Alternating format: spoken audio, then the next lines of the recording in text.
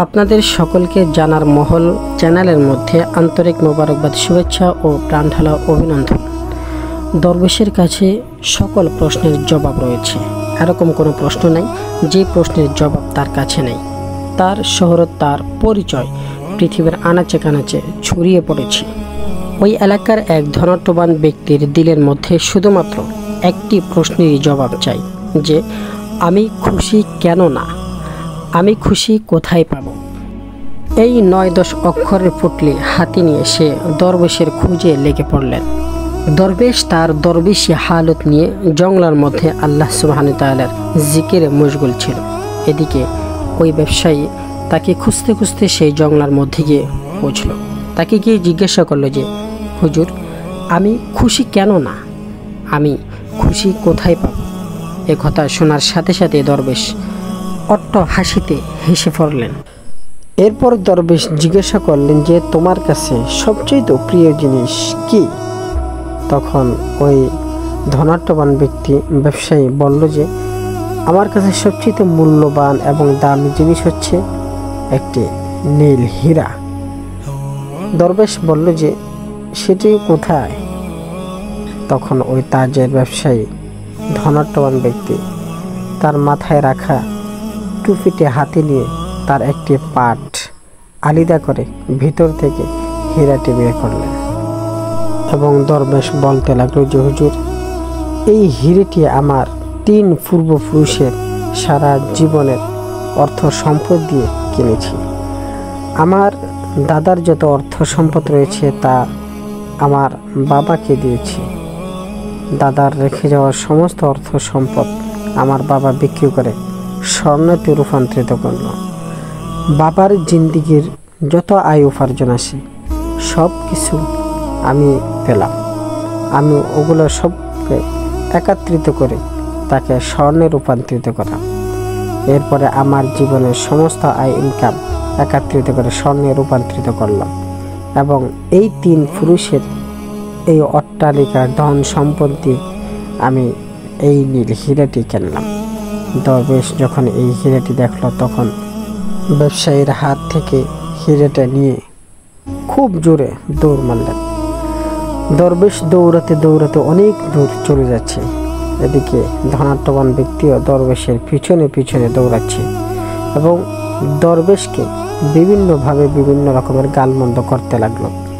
তুই ভণ্ড, তুই প্রতারক, তোর কাছে আমার কোনো প্রশ্ন নেই, তুই আল্লাহ পাক রব্বুল আলামিন নাফরমানের বান্দা, তুই জালেম, ইত্যাদি ইত্যাদি। এক পর্যায়ে দরবেশ গিয়ে একটি গাছের উপর উঠে গেল। ধনাঢ্যবান ব্যক্তি গাছের নিচে এসে দরবেশকে আকুতি মিনতি করতে লাগলো, দরবেশ, তুই আমার হিরে আমাকে দিয়ে দে, তোর কাছে আমার কোনো প্রশ্ন নেই আর আমার কোনো জবাবেরও প্রয়োজন নেই। তোর মতো লম্পট ধোঁকাবাজ থেকে আমি আর এর থেকে ভালো কি আশা করতে পারি। এরপর ওই ধনাঢ্যবান ব্যক্তি গাছ বেয়ে উঠে দরবেশকে ধরতে চাচ্ছে, কিন্তু দরবেশ গাছ নাড়িয়ে নাড়িয়ে তাকে নিচে ফেলে দিচ্ছে। এক পর্যায়ে দরবেশ ওই ধনাঢ্যবান ব্যক্তিকে বলল, আমি তোমার হিরে তোমার কাছে ফিরিয়ে দেব, তোমাকে দিয়ে দেব, তবে একটি শর্ত। ধনাঢ্যবান ব্যক্তি বললেন, হ্যাঁ, আচ্ছা বলেন, কি শর্ত? তখন দরবেশ বললেন যে, তুমি আমাকে খোদা মানতে হবে। এই কথা শোনার সাথে সাথে ওই ধনাঢ্যবান ব্যক্তি দরবেশের নামে নারে তাকবীরের স্লোগান দিতে লাগল। দরবেশ তখন তার হাত থেকে ওই হিরেটা নিচে ফেলে দিল। ধনাঢ্যবান ব্যক্তি ওই হিরেটি হাতে নিয়ে ভালো করে মুছে আপন জায়গায় আবার ঢুকিয়ে রেখে দিলেন। এদিকে দরবেশ গাছ থেকে নেমে ওই ধনাঢ্যবান ব্যক্তির কাঁধে হাত রেখে বললেন যে, তুমি খুশি তখন হও যখন তোমার কোনো হারানো নিয়ামত তোমার কাছে দ্বিতীয়বার আবার ফিরে আসে। ধনাঢ্যবান ব্যক্তিটি আবারও হাসলেন এবং বললেন যে, হুজুর, বুঝলাম না, আপনি কি বলতে চাচ্ছেন? তখন দরবেশ বলল যে, দেখো, আল্লাহ সুবহানাহু ওয়া তাআলার অসংখ্য অগণিত নিয়ামত আমাদের কাছে উপস্থিত মজুদ আছে। আমরা ওই সমস্ত নিয়ামতগুলোকে টুপির পাটের মধ্যে লুকিয়ে রেখে ঘোরাফেরা চলাফেরা করতে থাকি, এবং যে সমস্ত নিয়ামত আমাদের কাছে নেই ওগুলোর পিছনে দৌড়াচ্ছি।